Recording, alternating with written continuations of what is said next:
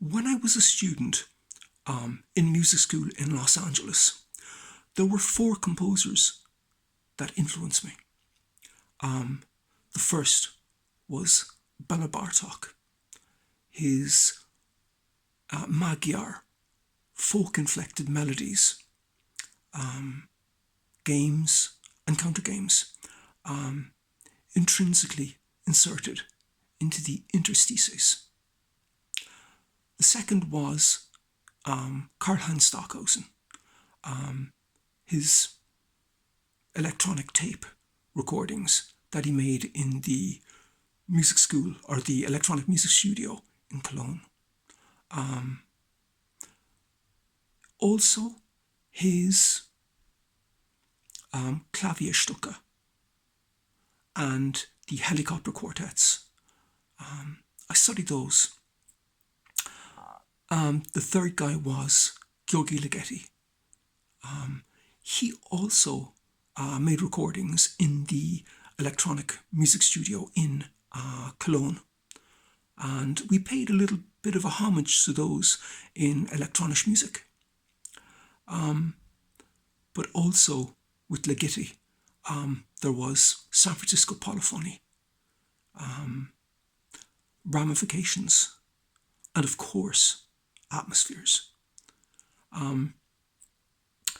The fourth guy was Steve Reich, particularly Come Out and It's Gonna Rain. Those had a profound impact on me, and they also influenced my album, For Urban Landscapes, which, he could have been the catalyst behind that. And we'll talk more about that later on. But also in For Urban Landscapes, Stockhausen influenced one of the pieces. So his influence is there. An intriguing anomaly. In the music school, there was a chap who had studied at Mills.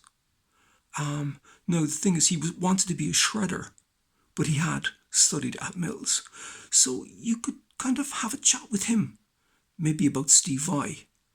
And like he would talk to you then about serialism, about tape collages and micropolyphony. I had a notebook and I would bring it around like pretty much everywhere I went and take notes. And I would like write stave or whatever, and write down like any suggestions this guy made about micropolyphony or arranging or anything like that, cluster chords, open chords, all this kind of stuff. I'd write it all down. And it did me in good stead later on. Stood me in good stead. Later, one of the guys who influenced me the most was Arvo. His pastoral, liturgical minimalism had a profound impact on me. And two anecdotes to share there.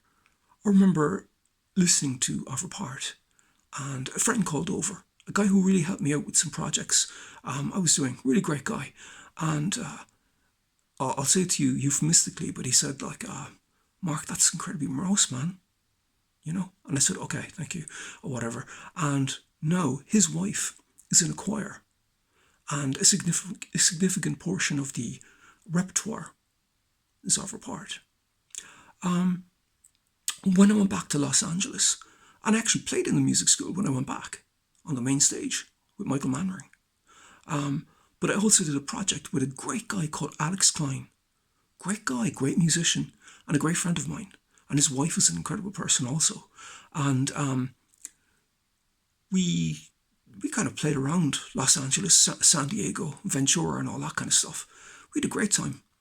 And but initially, I didn't know Alex, and Alex didn't know me, and we were a bit frosty, and kind of finding a way, kind of thing, And I went into Alex's music room. And Alex was like showing me his drum kit, blah, blah, blah. And there was a picture, a poster of Arvo on his wall. And I said, Alex, we can be friends. And he was like looking at me kind of, what's this kind of thing? Alex, we can be friends because I have the reciprocal poster in my music room in Cork. And that was the beginning of a fantastic friendship. Great, great, great friendship. Producing 3 fantastic albums: On the Shore, Waves 2, and Signs. Waves 2 was featured on All About Jazz, A Song of the Day. And On the Shore got 5 stars, several places. And Signs got 4.5. So an absolutely fantastic guy.